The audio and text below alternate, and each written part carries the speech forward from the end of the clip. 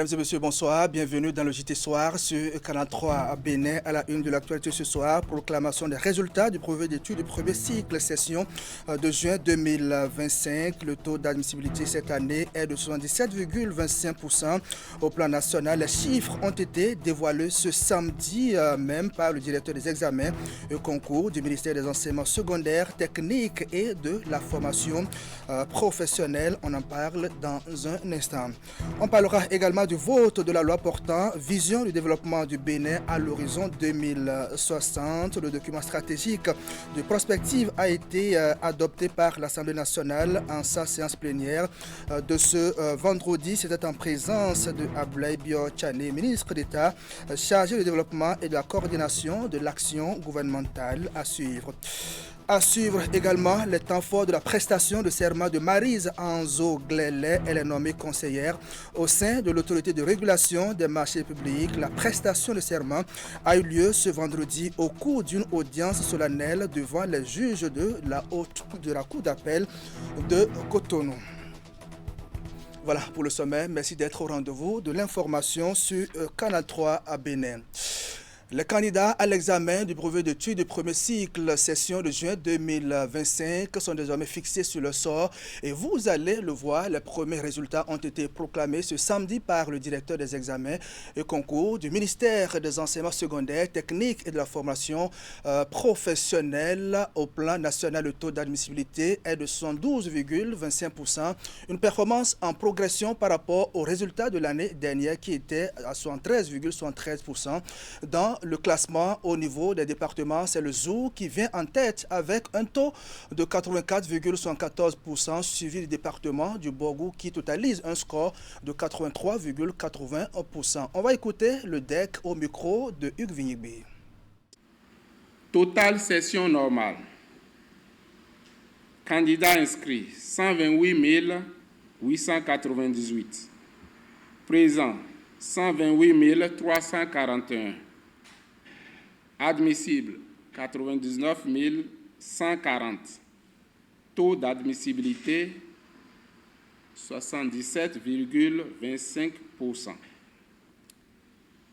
Session de remplacement.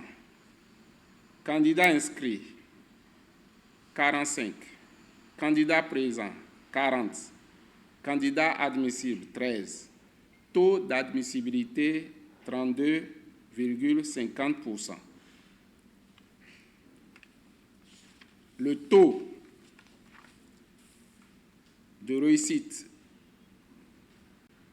pour l'année 2025 est ainsi de 77,25% en progression par rapport à l'année 2024 qui a été de 73,74% et par rapport à l'année 2023 qui a été de 69,21%. La consultation des résultats sur la plateforme e-Résultats se fera ce jour, samedi 5 juin 2025, à partir de 15h. Voilà, 77,25% au plan national. Ce sont des résultats de BPC session de juin 2025. La plateforme est déjà ouverte et les candidats peuvent consulter pour être mieux situés. Et comme vous l'avez constaté dans l'élément précédent, le directeur de cabinet du ministère des enseignements secondaires, techniques et de la formation professionnelle était aux côtés du directeur des examens et concours, Ayuba Garba, indique que ce résultat est le fruit d'un dispositif stratégique mis en œuvre en amont de concert avec tous les acteurs dessous au secteur. Alors que pouvons-nous retenir donc de ces résultats? Nous pouvons retenir premièrement la préparation de la rentrée scolaire 2024-2025 par le Conseil national de l'éducation et les ministres de l'éducation avec une feuille de route et des recommandations pour une rentrée et une année scolaire réussie. Deuxièmement, le déploiement à temps des enseignants en général et des aspirants au métier d'enseignant, AME en particulier, par le gouvernement du Bénin, suivant des principes rigoureux de sélection au poste, l'expression précise des besoins par les établissements scolaires et la couverture satisfaisante, équitable et transparente des dits besoins. Troisièmement, l'élaboration et la mise en œuvre avec compte-rendu mensuel par chaque directeur départemental d'un plan d'action de lutte contre la baisse des effectifs et la déperdition en milieu scolaire, ce qui a permis de maintenir les apprenants en général et en particulier les candidats à l'école, garçons comme filles, même à la veille des examens. Quatrièmement, l'organisation par visioconférence de 9 revues mensuelles des performances pédagogiques des établissements scolaires, un dispositif robuste et holistique de planning et de suivi de l'exécution des programmes d'études qui a favorisé l'achèvement quantitatif et qualitatif des 10 programmes dans tous les établissements scolaires, tant pour les classes d'examen que pour les classes intermédiaires. Cinquièmement, l'encadrement régulier des enseignants et des membres du réseau d'animation et d'encadrement pédagogique par les inspecteurs et les conseillers pédagogiques pour garantir la qualité des enseignements, des apprentissages et des évaluations. En image à présent, l'Assemblée nationale du Bénin a délibéré et adopté en sa séance plénière de ce vendredi 4 juillet 2025 sous l'autorité du président Louis Vlavono et en présence du ministre d'État en charge du développement et de la coordination de l'action gouvernementale Abdoulaye Bio-Tchane et son collègue de la justice Yvon Detienou, la loi numéro 2025-16 portant vision de développement du Bénin à l'horizon 2060, ceci à l'unanimité des députés présents et représentés dans la loi adoptée par les députés. La mise en œuvre de la vision de développement du Bénin à l'horizon 2060 s'appuie sur 7 principes directeurs que sont la culture de la responsabilité et de l'éthique, l'équité, l'inclusivité, la redevabilité mutuelle, la subsidiarité, la gestion axée sur les résultats et le partenariat renforcé. Le cadre institutionnel de la vision nationale de développement comprend 2 organes, la commission en charge de la perspective au sein du Conseil national de planification et le secrétariat technique permanent du Conseil national de la planification. Vous aurez toutes les précisions sur ce vote dans nos prochaines éditions. Il y a désormais un nouveau visage qui vient s'ajouter à ceux qu'on connaissait déjà au sein de l'autorité de régulation des marchés publics. Le nom collé à ce visage que vous allez découvrir dans le reportage qui va suivre, c'est bien Maryse Anzo Glele. Mais avant sa prise de fonction officielle, elle a prêté serment devant les juges de la Cour d'appel de Cotonou. Réunie en audience solennelle, elle s'est engagée à remplir ses fonctions avec impartialité, intégrité en toutes circonstances, dans le respect des lois et règlements de la République. C'était ce vendredi en présence des collègues, parents et amis de la nouvelle conseillère. Devant les juges de la Cour d'appel de Cotonou, Maryse Glele Anzo prête serment au cours de cette audience solennelle. Désormais, conseillère à l'autorité de régulation des marchés publics, elle jure de servir loyalement l'institution avec professionnalisme, discrétion et efficacité. Je le jure. La Cour vous donne acte de votre serment. La prestation de serment trouve son ancrage légal dans les dispositions du décret 2020-595 du 23 décembre 2020 portant attribution, organisation et fonctionnement de l'ARNP, notamment en son article 9, alinéa 2. Un serment reçu par la Cour en la renvoyant à l'exercice de sa fonction. Pour réussir votre mission au sein de cette institution, je vous exhorte à vous approprier les termes du serment. Il comporte en effet l'énoncé des vertus ou des qualités qui sont attendues de vous. Remplir ses fonctions avec honnêteté, impartialité, intégrité, en toute indépendance dans le respect des lois et règlements de la République, tels sont les engagements solennels pris par Maryse Glele Anzo. Nommée en Conseil des ministres par décret numéro 2025-296 du 21 mai 2025, elle va représenter les organisations de la société civile au sein du Conseil de régulation de l'autorité de régulation des marchés publics. Vous êtes désormais chargé, aux côtés de vos pairs, de définir et d'orienter la politique générale de l'autorité de régulation des marchés publics et d'évaluer sa gestion dans les limites fixées par ses missions. Vous participerez à la prise des décisions relatives au règlement des contentieux de la passation et de l'exécution des marchés publics ainsi qu'aux sanctions dans le cadre de la violation des règles en matière de la commande publique. Maryse Glele Ahanzo est juriste de formation et coach professionnel certifié en programmation neurolinguistique et spécialiste en gestion pacifique des conflits. Elle reste très attachée à la société civile et compte apporter sa contribution pour mieux réguler le processus du passage, du contrôle et d'exécution des marchés publics, ceci pour améliorer le climat des affaires au Bénin.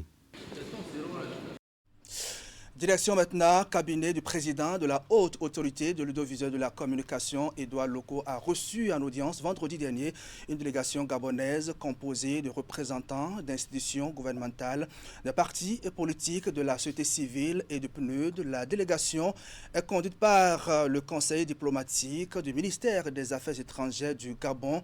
C'est une mission d'échange d'expériences, vous allez le voir, appuyée par le programme des Nations Unies pour le développement qui s'inscrit dans le cadre de l'accompagnement du processus de transition en République du Gabon. La délégation est à Cotonou donc pour s'imprégner des bonnes pratiques en matière de gouvernance électorale au Bénin, de réforme du système partisan et de promotion du genre et des jeunes dans la gestion de la vie publique.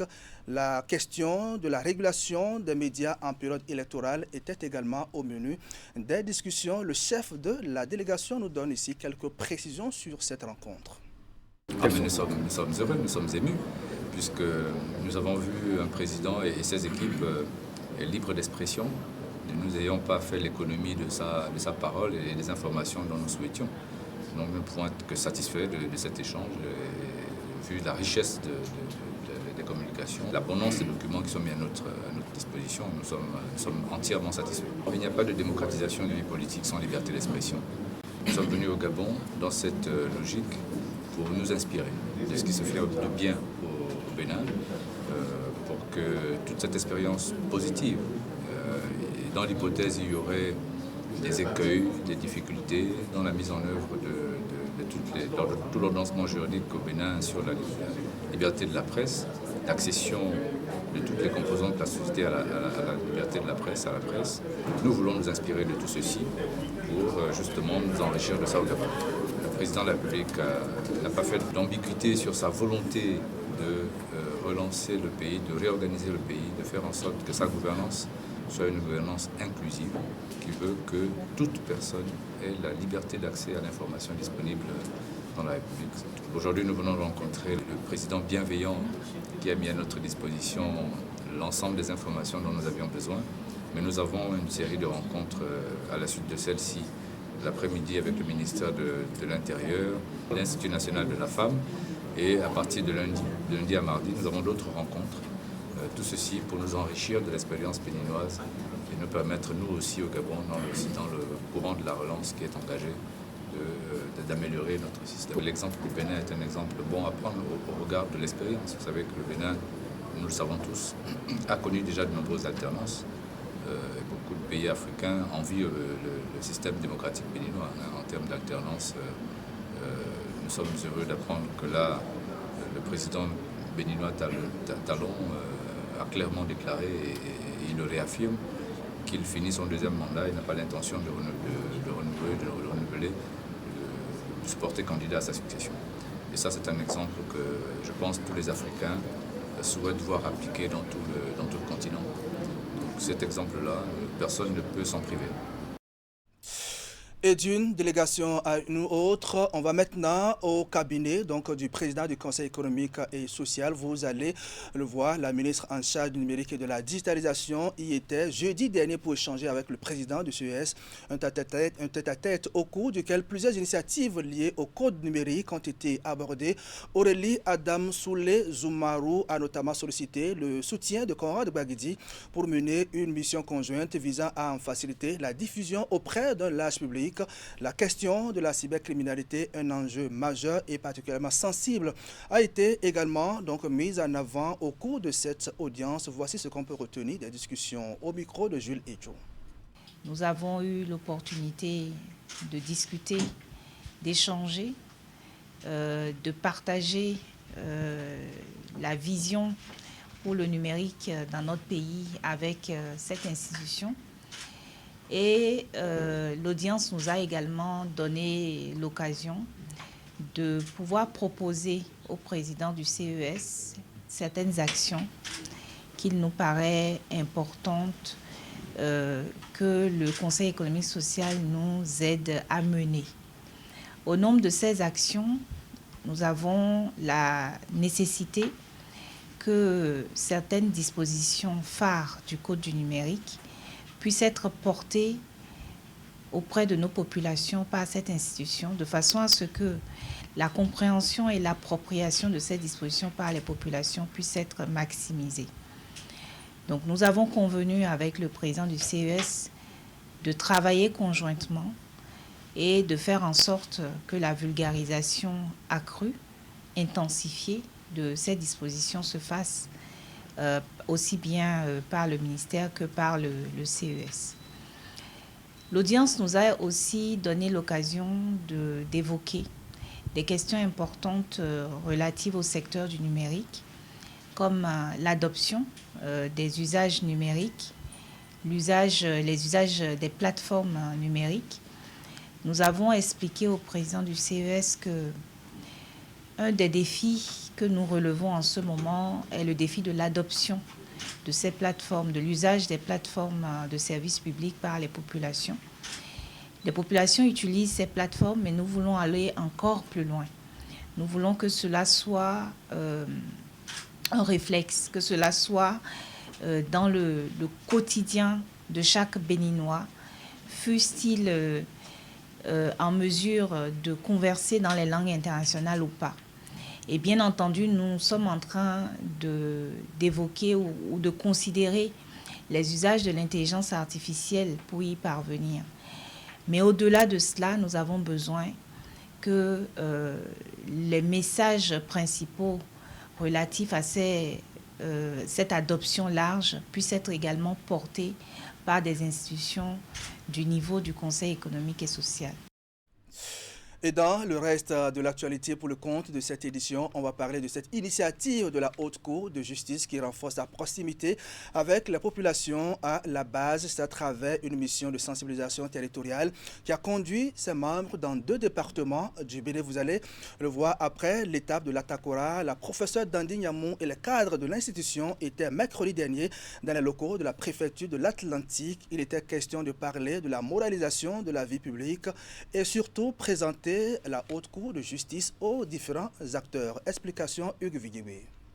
Tout le monde est soumis aux droits, que ce soit les citoyens, les entreprises, les autorités publiques et même l'État lui-même. Ainsi rappelé le principe d'État de droit, valeur qui sert de piédestal à cette mission de la Haute Cour de justice.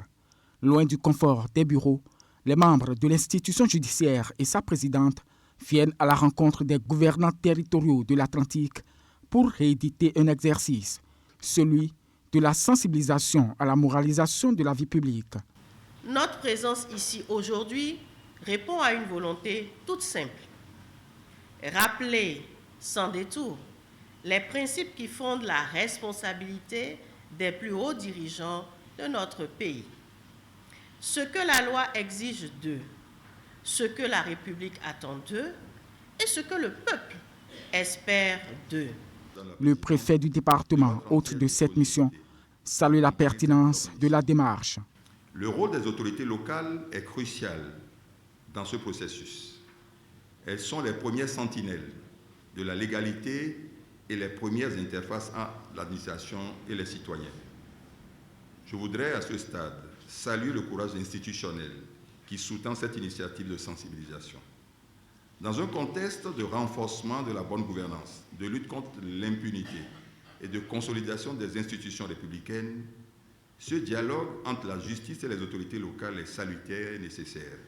Ce rapprochement inédit de la Haute Cour de justice de l'administration territoriale a une finalité, faire des élus locaux des partenaires stratégiques de l'institution judiciaire. Nous avons besoin de relais lucides, de relais courageux. vous êtes ces relais pour dire ce que la Haute Cour de justice est, son rôle, son importance dans un état de droit.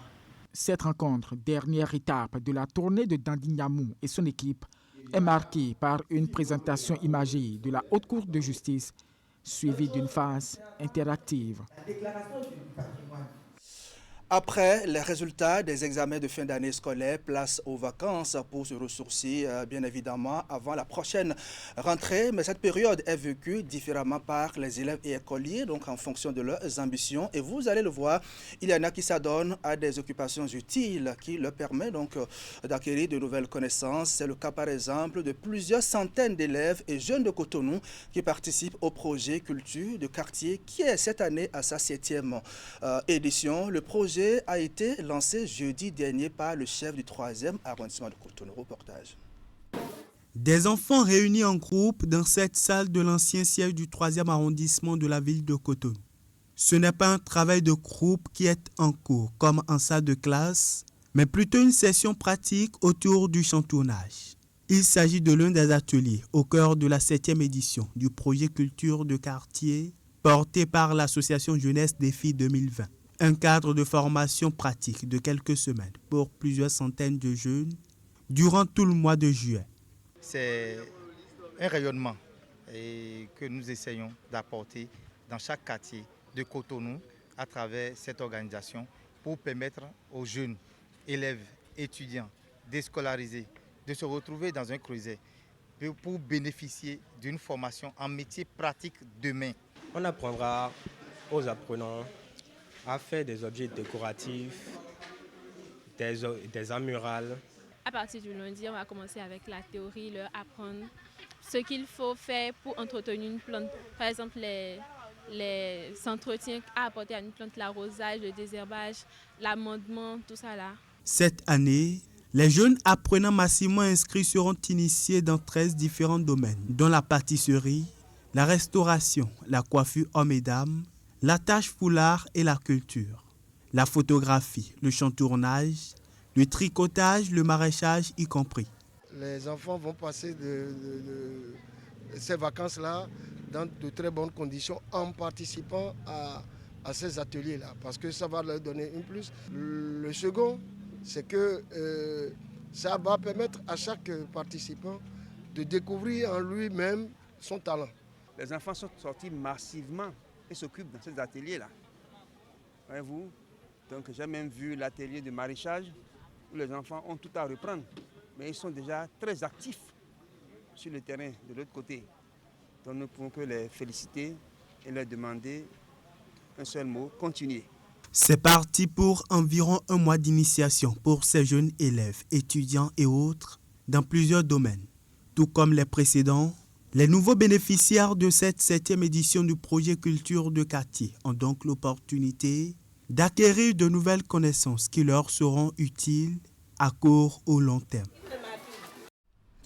Voilà, mesdames et messieurs, ainsi va le Bénin ce samedi 5 juillet 2025. Merci à vous qui nous suivez depuis Ayou, c'est à Alada. Merci de votre fidélité au programme de Canal 3 Bénin. On se retrouve demain dimanche pour vous servir avec le même plaisir. Bonsoir chez vous.